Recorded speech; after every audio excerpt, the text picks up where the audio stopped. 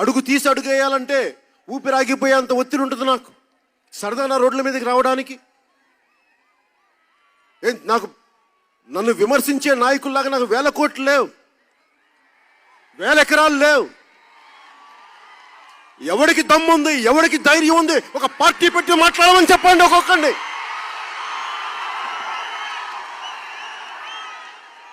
పార్టీని నడపడం అంటే ఆషామాషి అనుకుంటున్నారా?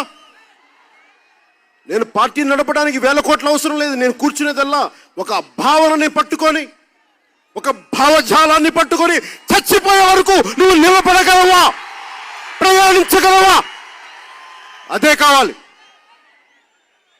ఇటు మాట్లాడే విమర్శలు వైసీపీ నాయకులకి సభాముఖంగా చెప్తున్నాను.